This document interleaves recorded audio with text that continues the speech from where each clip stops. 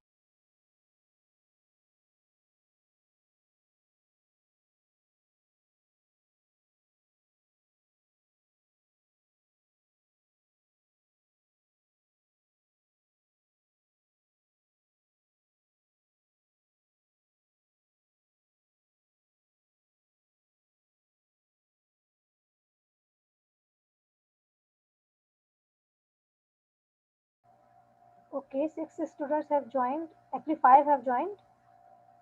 So I'm waiting for other 3 students for a while. Then we will continue because initially I had 9 participants.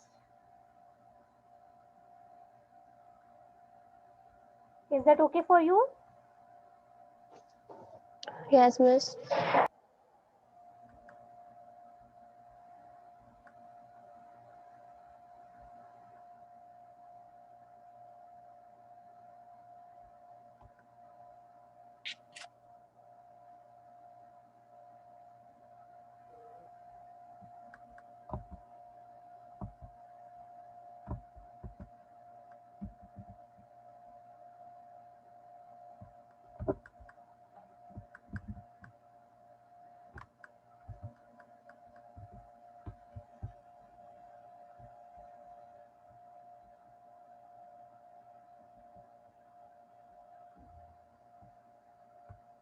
Okay, let's continue. Um, Destruction of natural enemies we have studied. Now we are going towards our third point, intensive and extensive cultivation.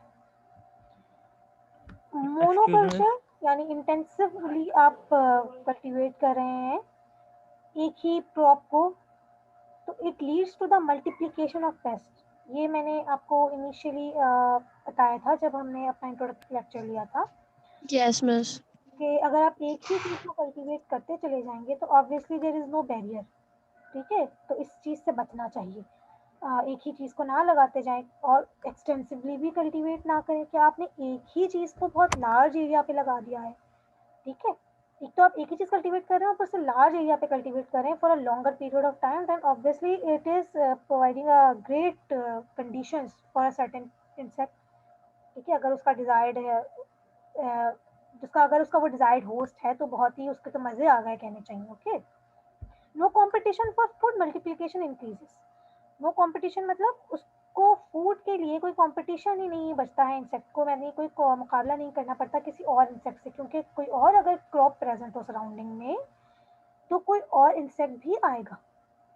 Okay, कोई और अगर insect आएगा तो obviously it might be possible कि वो insect या तो natural enemy भी हो सकता है और फिर वो हो सकता है कि वो उस पुराने वाले इंसेक्ट के साथ compete करे फूड के लिए, उसको भगाने की कोशिश करे. तो क्या होता है कि अगर ऐसा ना हो, कंपटीशन नहीं हो फूड के लिए किसी भी तरीके का, तो मल्टीप्लिकेशन बढ़ती है.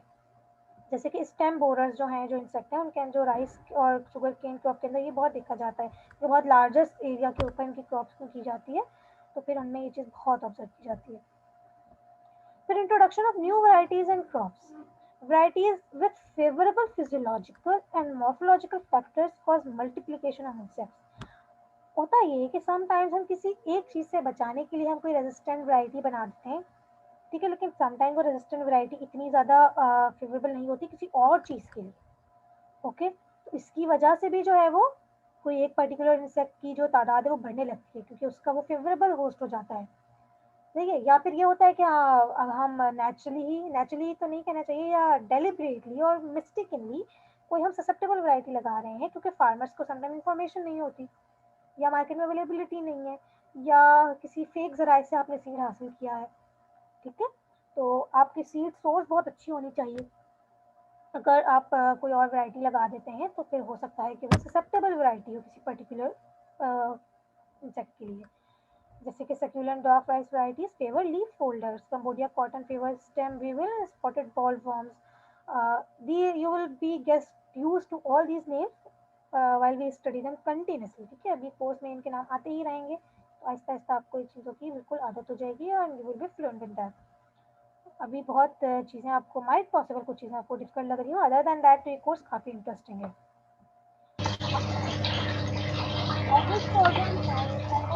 सूट फ्लावर्स एंड गॉर्डन, जब हम नर्सरी की जो वैराइटीज हैं ये हर जगह अवेलेबल हो, चाहे ये हर मिनट में अलग अलग नाम आ जाते हैं। Improve agronomic practices, high leaf folder and BPH incidence on rice, closer planting. Closer planting मतलब आपने जो बीच में जो एरिया है वो सही नहीं मिस,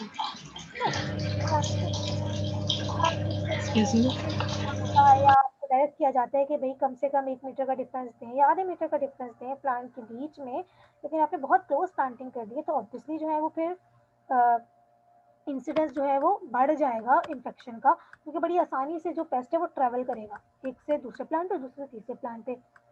अच्छा, इसी चीज़ से रोकने के लिए इसे एक मेथड है, वैसे तो मेथड अभी हम यहाँ नहीं पढ़ रहे हैं लेकिन ऐसे ही बता रही हूँ साथ साथ कि जब हम मैनेजमेंट करते हैं, कंट्रोल मेजर्स करते हैं, तो एक चीज़ कही जाती है इंटरक्रॉपिंग, कि इंटरक्रॉपिंग करें। इंटरक्रॉपिंग का मतलब कि आप एक साथ 2 क्रॉप्स लगाएं। जैसे मैं आपने 2 प्लांट लगाए हैं, उनके बीच में आप कोई और प्लांट लगाइए। तो जो इंटरक्रॉपिंग होती है उससे बहुत फ़ायदा होता है आपको पेस्ट एंड पैथोजेंस को कंट्रोल करने में। Granular insecticides possess phytotoxic effects on rice। अब ये जो है जब हम थोड़ा डिटेल में पढ़ेंगे फिर मैं आपको समझाऊंगी कि ग्रेन्युलर इंसेक्टिसाइड्स क्या होते हैं, फाइटोटॉक्सिक इफेक्ट क्या होता है। मिस, हम्म, आपने भी जो एक रेजिस्टेंस वाला बताया था ना, वो समझ में नहीं आया।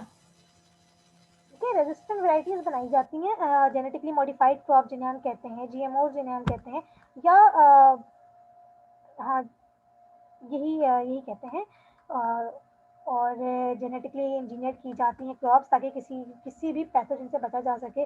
कोई रेजिस्टेंट जीन डाला जाता है, कोई भी जीन से इंसर्ट किया जाता है, लेट्स से एंटीबायोटिक का जीन इंसर्ट कर दिया, या हम कोई फ्लेवेनॉइड एंटीऑक्सीडेंट बढ़ाने का जीन इंसर्ट कर देते हैं क्रॉप के अंदर, कोई ऐसी चीज़ जिससे प्लांट की रेजिस्टेंस बढ़ जाए। ठीक है, तो रेजिस्टेंट वैरायटीज मार्केट में अवेलेबल होती है, अगर आप वो लगाएंगे तो फायदा होगा। लेकिन अगर आप ससेप्टेबल वैरायटी लगा, ससेप्टेबल वर्ड का मतलब the thing which are quite easier for it to catch the certain thing. ठीक है, उसके लिए बड़ा आसान होता है डिजीज को कैच करना। ठीक है, like humans are very much susceptible to flu viruses, or you can say we are very much susceptible towards hypertension। ठीक है, तो फिर हम अपनी इम्यूनिटी बढ़ाते हैं। ठीक है, हम अपने आप को जेनेटिकली मॉडिफाई नहीं करते लेकिन हम अपने प्लांट्स को जेनेटिकली मॉडिफाइड करते हैं। ओके, सो ससेप्टेबल वैरायटीज नहीं लगानी चाहिए और रेजिस्टेंट वैरायटीज लगानी चाहिए। ये भी होता है लेकिन समटाइम्स कि आपकी ससेप्टेबल जो रेजिस्टेंट वैरायटी आपने बनाई है वो एक चीज़ के लिए रेजिस्टेंट है लेकिन दूसरी चीज़ के लिए ससेप्टेबल है highly, so it sometimes happen in the market. Okay, आप समझ आया?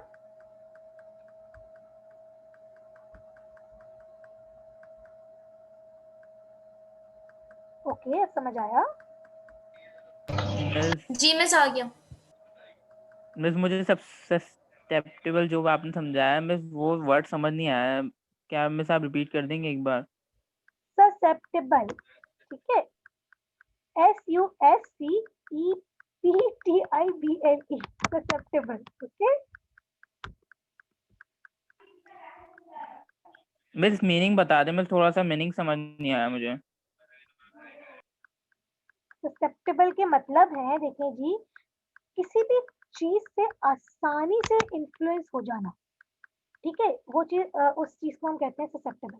हो सकता है आप किसी चीज से बहुत आसानी से इन्फ्लुएंस हो जाए, ठीक है, आइदर पॉजिटिव और आइदर नेगेटिवली। ठीक है, लेकिन ज्यादातर ये नेगेटिव वे में यूज किया जाता है कि आप तो बहुत ये चीज ये प्लांट जो है बहुत ज्यादा ससेप्टेबल है, किससे, किसी पर्टिकुलर वायरस से, या बहुत ज्यादा ससेप्टेबल है किससे, किसके लिए, बहुत ज्यादा हीट से, यानी बहुत तेजी से इन्फ्लुएंस कैच करता है। तो एग्रीकल्चर में हम ससेप्टेबल वैरायटीज उन्हें कहते हैं जो बहुत आसानी से और बहुत तेजी से इन्फेक्शन लेती है किसी भी पैथोजन का। जैसे कि कोई वैरायटी जो है वो किसी पर्टिकुलर फंजाई के लिए ससेप्टेबल है, तो फिर मार्केट में लाने के लिए और एग्रीकल्चर को फेवर करने के लिए उनको जेनेटिकली मॉडिफाई किया जाता है और रेजिस्टेंट वैरायटीज मार्केट में लाई जाती है। अब समझ आया? यस मिस, समझ आ गया। जज़ाकल्लाह।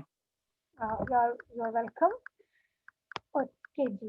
Guerrilla insecticides possess phytotoxic effects on rice. Phytotoxic effect का मतलब है कि भाई कोई भी कंपाउंड जो है अगर वो टॉक्सिसिटी कॉज कर रहा है प्लांट के अंदर, तो उससे भी ये होता है कि एक चीज तो जो है वो कंट्रोल होती है, लेकिन वो चीज दूसरी चीज को खराब कर रही होती है, या तो फिजियोलॉजी को खराब कर रही होती है प्लांट की, या फिर कोई और इंसेक्ट को फेवर कर रही होती है, किसी और फंगल पैथोजन को फेवर कर रही होती है। तो इस तरीके के जो इफेक्ट है फाइटोटॉक्सिक इफेक्ट जो है वो फेवरेबल नहीं होते हैं।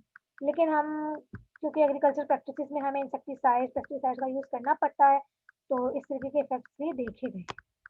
Introduction of new paste in new environment. Pest multiplies due to the absence of natural enemies in new area. किसी भी वजह से, अब वो वजह कोई भी हो सकती है कि लेट से किसी ने कोई फ्रूट जो है वो बाहर से आ गया है, ठीक है, और उस फ्रूट के अंदर किसी पेस्ट का जो है वो लार्वी था। अब वो लार्वा जो है वो मेच्योर हो गया है और वो इंसेक्ट की फॉर्म में आ गया है और अब वो उस इलाके में फैला है। तो हर इलाके के अपने पेस्ट होते हैं, अपने पैथोजेंस होते हैं, और उसी की मुनासबत से ये एक एवोल्यूशन का हिस्सा है कि जो इलाके में जो चीज़ पाई जाती है उसको कंट्रोल करने के लिए भी उसी के मुताबिक से कोई ना कोई चीज़ मौजूद होती है। अगर कोई इंसेक्ट है तो यकीनन उसका कोई ना कोई उसका प्रेडेटर मौजूद होगा, या कोई ना कोई ऐसी नेचुरल एनवायरमेंटल कंडीशन होगी जो उसे with the passage of time control कर लेगी। अगर सर्दी में फैल रहा है तो गर्मी में वो कंट्रोल भी हो जाएगा, ठीक है। लेकिन अगर कोई चीज़ बाहर से आती है किसी नए एरिया के अंदर, तो फिर उसके लिए फेवरेबल एनवायरनमेंट उसको जनरली मिल जाता है, क्योंकि उसके लिए कोई उसका नेचुरल प्रेडेटर मौजूद नहीं होता, कोई एनवायरमेंटल कंडीशन ऐसी नहीं होती जिसे कंट्रोल कर सकें। और सम टाइम जो है वो होस्ट जो ऐसा नया होस्ट मिलता है तो वो बड़ी खुशी खुशी फैलता है। अच्छा, ऐसा ज़रूरी भी नहीं है कि हमेशा फैले ही पेस्ट, लेकिन ऐसा ऑब्जर्व किया गया है मल्टीपल टाइम। जैसे कि एप्पल वूलिक एफिड, ये एफिड इंसेक्ट की टाइप है, multiply fast due to the absence of Aphelinus mali, ठीक है। ये पैरासाइट है जो कि किसको पैरासाइट करता है, इस इंसेक्ट को पैरासाइट करता है, एरियोजोमा को। अब अगर किसी रीजन के अंदर एप्पल वूली एफिड तो प्रेजेंट है लेकिन उसको कंट्रोल करने वाला उसका पैरासाइट प्रेजेंट नहीं है, तो ऑब्वियसली जो है वो ये वाला जो एफिड है ये बहुत तेजी से फैलेगा उस एरिया के अंदर, ठीक है। तो जब भी किसी नए एरिया के अंदर कोई नया पेस्ट पाया जाता है तो बहुत मुश्किल होती है उसको कंट्रोल करने में, क्योंकि उसको कंट्रोल करने के लिए कोई और चीज़ नहीं होती है, सही है। इसीलिए जो है वो आई होप आप स्टडी करेंगे, आई थिंक आप स्टडी करेंगे ये वाला टॉपिक भी, क्वारंटीन जिसे हम कहते हैं, लीगल क्वारंटीन प्रोसीजर जो है, इसके अंदर में ना बहुत ज़्यादा सख्ती है कि भाई बाहर से ये चीज़ नहीं आएगा, ये चीज़ नहीं आएगी, फ्रूट्स नहीं आएंगे, कोई भी लाइव स्टॉक नहीं आएगा। क्यों? क्योंकि they carry new paste and new pathogens, ठीक है। पेरिशेबल आइटम जो है वो डैमेज कर दिए जाते हैं कस्टम्स के थ्रू ऑन द एयरपोर्ट, चाहे आपको कितने भी क्लीन आपको लग जाए, just to avoid new pests and pathogens in a new region. Okay, and we should also obey the rules of quarantine uh, to prevent the infection, to prevent the spread of infection in other parts of world.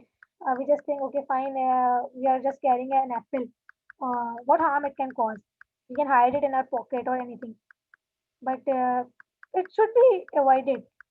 We should be careful in these things.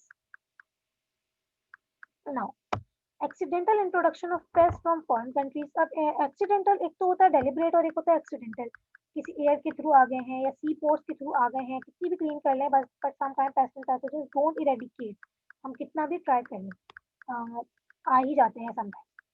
तो इस तरीके के जो है वो paste जो है जो एक्सीडेंटली इंट्रोड्यूस हुए हैं दुनिया में किसी और रीजन के थ्रू, वो ये हैं, ठीक है। जैसे कि डायमंड ब्लैक मॉथ है, पोटैटो ट्यूबर है, कॉटनी कुशन स्केल है, वूली एफिड है, जाइलिड है। अच्छा, इनके नाम आपको पढ़ देती हूँ वरना आप कहेंगे कि इसको कैसे प्रोनाउंस करना है। ल्यूटेला, जाइलोस्टेला, फिथोरिमिया ओपर्क्यूलेला, आइसेरिया, प्रोकेजाई, पिरियोजमा लेनिगेरम, Heterocyclla cubana, and Adirodicus dispersus. Okay. Now, large scale storage of food grains serve as reservoir for stored grain pests. Large scale storage houses, because they are very much large, because they have too much grains stored in them, so they serve as a reservoir for stored grain pests. Pests को बड़ी अच्छी जगह मिल जाती है grow करने के लिए, अगर वहाँ पे सही से सफाई सुथराई नहीं है, बहुत ज़्यादा सैनिटाइजेशन नहीं है अच्छी, या एनवायरमेंट फेवरेबल मिल गया है, टेम्परेचर मेंटेन नहीं है, कोल्ड हाउस ठीक नहीं है, तो मिस जी मिस आपकी वॉइस में नॉइज साउंड आ रहा है, ठक ठक ठक ठक, अजियत दे रहा है। कहाँ से आ रहा है टक टक? अभी भी आ रहा है? Yes miss, I really don't know, अब बिकॉज ठीक। मैं तो बिल्कुल मिस मुंह भी नहीं बहुत हो कर रहा है वो। जी मिस सही कह रही हैं। Yes miss. मिस मिस वो एकदम ना दिमाग पे आके लग रहा है, दिमाग सुन हो रहा है हमारा, तो बहुत हो रहा है मिस। ये कंटिन्यूसली हो रहा है या अभी थोड़ी देर से हुआ है? यस मिस, कंटिन्यूअसली हो रहा है काफी टाइम से, तकरीबन 10-15 मिनट से। ओके, मैं अभी भी आ रही है आवाज ऐसी? अब नहीं आ रही मिस। अच्छा, हो अब नहीं आ सकता है, रही। अच्छा हो सकता है कि मेरी फिंगर से आ रही हो, आई डोंट नो। चले, ठीक है। Large scale storage of food grains serves as reservoirs for stored grain pests। अगर किसी जगह पे बहुत ज़्यादा ग्रेन्स प्रेजेंट हैं और कहीं कोई पेस्ट एंटर हो गया ऐसी जगह पे और एनवायरमेंटल कंडीशन फेवरेबल है, तो ऑब्वियसली बहुत अच्छी जगह मिल जाएगी उसे फैलने के लिए। चेंजेस इन इकोलॉजिकल बैलेंस, जैसे कि रेट्स फाउंड इन अंडरग्राउंड ड्रेनेजेस, ये जो है एक कोई भी ऐसी, इसका मतलब ये है कि कोई भी चीज़ को अगर रहने के लिए अच्छी जगह मिल गई है, तो ऑब्वियसली वहाँ पे वो बहुत ज़्यादा पेस्ट जो है वो फैलेगा आराम से। अभी तक अगर कुछ रिवाइज कराना है, पूछना है तो पूछ लीजिए।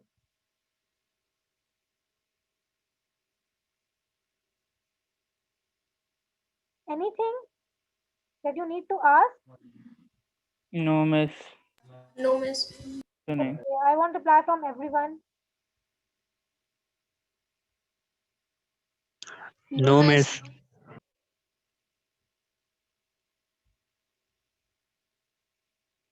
चलो ठीक है फिर। Pest categories according to EIL, GEP and GD.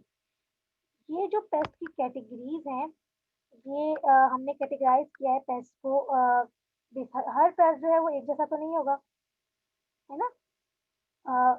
कुछ पेस्ट जो है वो ज़्यादा खतरनाक होते हैं, कुछ नहीं होते हैं, कुछ हम बहुत सारे अब चूंकि हमने पढ़े थे ये तमाम चीज़ें अभी, EIL, GEP एंड GD, तो इनके बेसिस पे वी डिवाइड पेस्ट, ठीक है? कुछ तो बिल्कुल ही स्टार्ट करते हैं बिल्कुल इसको ठीक से। की पेस्ट, कुछ पेस्ट होते हैं की पेस्ट जो कि बहुत ज़्यादा सीवियर होते हैं, ठीक है, और बहुत शदीद डैमेज कॉज करते हैं पेस्ट को। इनका जो जीईपी होता है वो हमेशा EIL से बढ़ा हुआ होता है, ठीक है।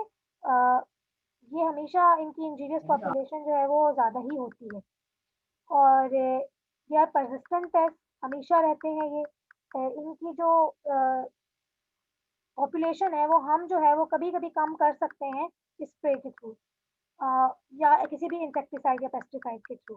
The environment must be change to bring GEP below EIL, जैसे कि कॉटन बॉल वॉर्म या डायमंड डेक मॉथ। तो एनवायरनमेंट चेंज होता है तो फिर इनकी जो वो है प्रोडक्टिविटी है इनकी, या इनका जो डेंसिटी है वो नेचर में वो कम हो जाती है एनवायरनमेंट के थ्रू।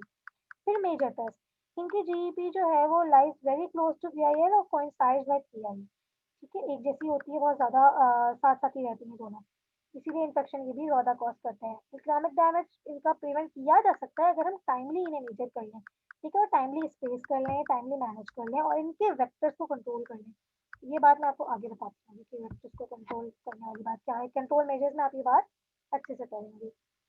फिर कुछ पेस्ट माइनर होते हैं, इनकी जीईपी जो है वो हमेशा EIL से कम ही होती है, rarely they cross EIL, they can be controlled by spraying, ठीक है।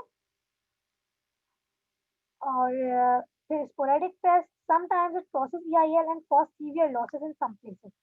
जैसे कि sugar cane pyrilla, white grub, hairy caterpillar. कुछ पेस्ट जो है वो पोटेंशियल पेस्ट होते हैं जो कि नेचुरली एक्चुअली पेस्ट इतने होते नहीं है, लेकिन sometimes they could act as a pest. ठीक है, इनके जीईपी जो है वो हमेशा ये से कम होती है। अगर एनवायरमेंट कंडीशन चेंज होने की वजह से sometimes they can be calculated as a pest और they can be counted as a pest. अब ये जो है हमने पेस्ट के मुताबिक काफी डिटेल से पढ़ लिया है। अब कुछ बेसिक चीजें हैं आपके कोर्स की कि जो आपको जानना जरूरी है कि हमने पेस्ट पढ़ लिया, अब हम पढ़ेंगे प्रेडेटर क्या होते हैं। ठीक है, फिर पैरासाइट्स क्या होते हैं। प्रेडेटर और पैरासाइट्स का ये सिर्फ एक इंट्रोडक्टरी सेशन होगा, हम इनको फर्दर डिटेल में पढ़ेंगे आगे। ओके, अभी पेस्ट के मुताबिक अगर कुछ पूछना है तो आप पूछ सकते हैं।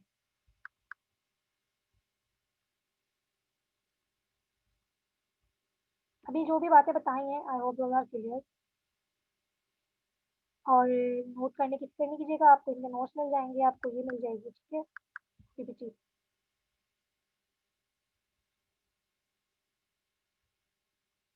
Okay, so shall I continue? Yes, miss. Predator is an organism that captures and eats another prey. This act is called as predation. In general, predators share common feature, certain common feature, जैसे कि ज़्यादातर large होते हैं अपने pray से जिसे वो शिकार करते हैं, उससे इनका साइज जो है वो बड़ा होता है। अटैक करते हैं लार्ज नंबर्स में जैसे कि आंट्स। ठीक है, most do not have specific prey and feed on a wide range of animals. इनका जो है वो कोई पर्टिकुलर, ज़्यादातर जो प्रेडेटर्स होते हैं इनका कोई पर्टिकुलर वो नहीं होता, प्रे नहीं होता। ये बहुत सारे जो है वो अदर इंसेक्ट्स को कैप्चर कर सकते हैं। सही है, जैसे कि लेडी बग जो है वो, लेडी बीटर जो है वो बहुत सारे एफिड्स को कंट्रोल कर सकती हैं, खा सकती हैं। सम आर स्पेसिफिक, कुछ स्पेसिफिक होते हैं जो कि किसी पर्टिकुलर एक ग्रुप को टारगेट करते हैं, जैसे कि feather leg assassin bugs are known to feed only on arms. Okay, फिर death to the victim is usually immediately after capture. Victim जो है वो कैप्चर होने के फौरन ही बाद जो है वो उसकी डेथ हो जाती है। ये प्रेडेटर की निशानी है कि प्रेडेटर हमेशा अपने प्रे को है वो डेड कर देगा। ठीक है, मार देगा। अडल्ट और यंग में भी predatory. In number of cases the young are predatory but the adults are not. अच्छा, प्रेडेटर की ही ये कैरेक्टर नहीं है प्रेडेटर का, ये डिटेल है कि जो प्रेडेटरी इंसेक्ट्स होते हैं वो जो है वो दोनों कंडीशंस में अमूमन जो है वो प्रेडेटरी होते हैं, लेकिन बहुत सारे केसेस ऐसे भी देखे गए जिनमें जो यंग इंसेक्ट है वो प्रेडेटरी है, लेकिन जब वो अडल्ट हुआ तो फिर वो प्रेडेटर नहीं रहा। Adults of alder flies do not eat but the aquatic larvae are fierce predator. जो उनके लार्वी होते हैं जब वो छोटे होते हैं तब वो प्रेडेटर होते हैं। ठीक है, उसके बाद जो है वो नॉर्मल पैरासाइट बन जाते हैं। ठीक है, या पेस्ट की कैटेगरी में जाते हैं।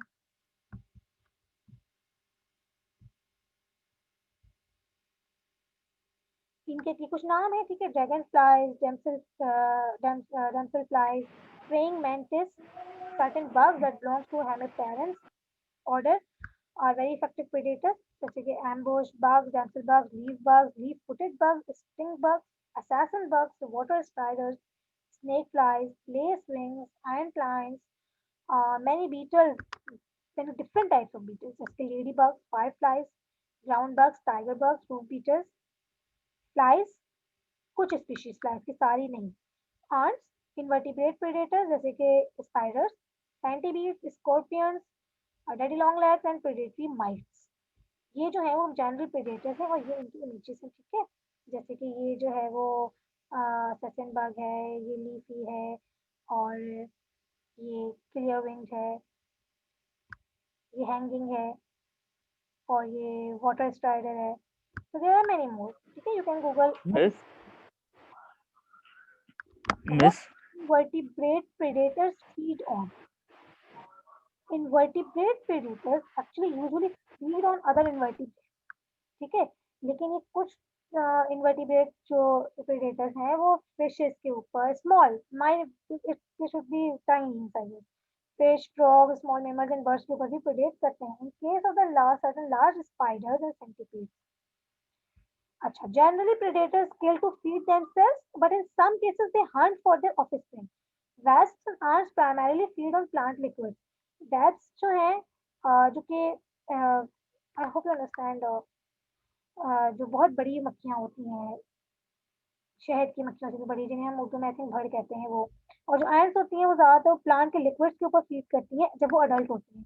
लेकिन जब उनकी और जो उनकी ऑफस्प्रिंग होती है यानी जो यंग होते हैं, अ, उन्हें जो चाहिए होते हैं वो उन्हें प्रोटीन की रिक्वायरमेंट चूँकि होती है, तो इसलिए जो है वो adults capture prey and deliver it to the young.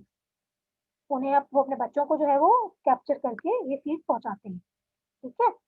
तो ये इस तरीके से प्रेडेटरी इंसेक्ट का बड़ा अच्छा अमल होता है इकोलॉजिकल बैलेंस के अंदर, क्योंकि ये जो है वो अदर इंसेक्ट्स को कैरी करते हैं और हम इनकी पॉपुलेशन को इंक्रीज करके पेस्ट को कंट्रोल कर सकते हैं। ये इसका मेजर फायदा है, इसीलिए अब इसे पढ़ रहा है। तो पढ़ने का ऐसा कोई फालतू नहीं है कि हम इंसेक्ट्स को पढ़े चले जा रहे हैं ऐसे ही। There is a purpose, okay? Invertebrate predators usually eat their prey while it is still alive. They do this either with biting and chewing mouth parts or by piercing the body and sucking out a victim's internal fluids. And I totally understand, quite horrific to study. The latter may also involve injecting a cocktail of salivary secretions that act to paralyze the prey and liquefy its tissue.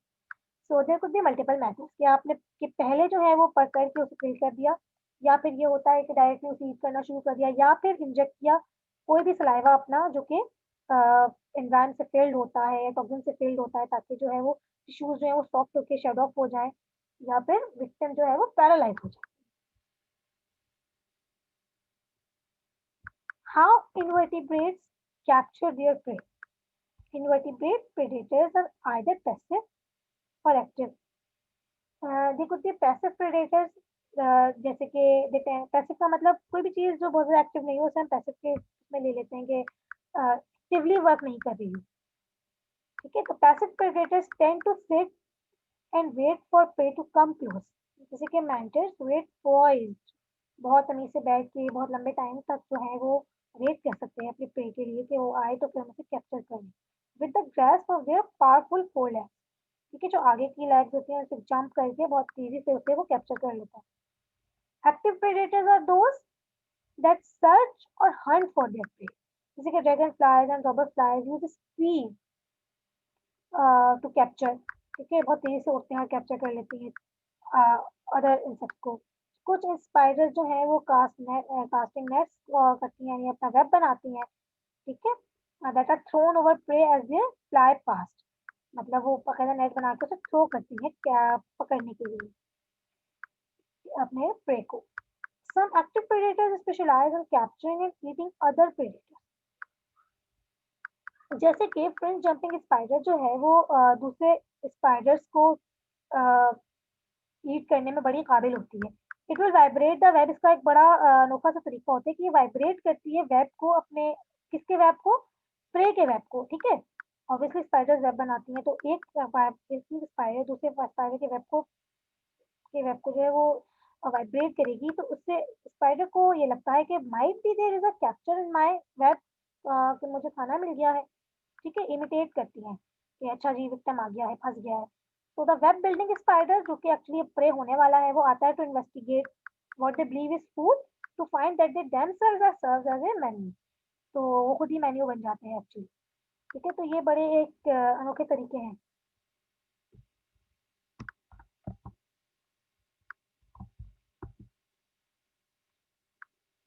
अच्छा, अभी तक जो पढ़ा है समझ आ रहा है? Are you liking it? Yes, miss. Kindly all students भी रिप्लाई किया करें, I feel like I am teaching to my laptop.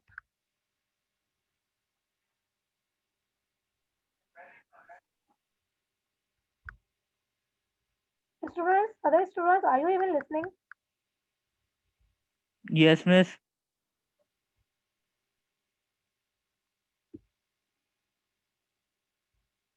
Okay, shall I take name of the students to ask them?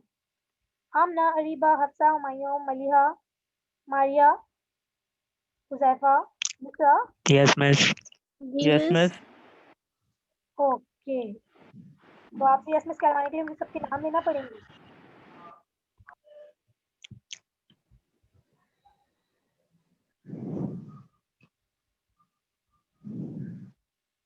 अच्छा जी, एक्चुअली अभी ये भी session जो है हमारा वो 30 मिनट का हो गया है.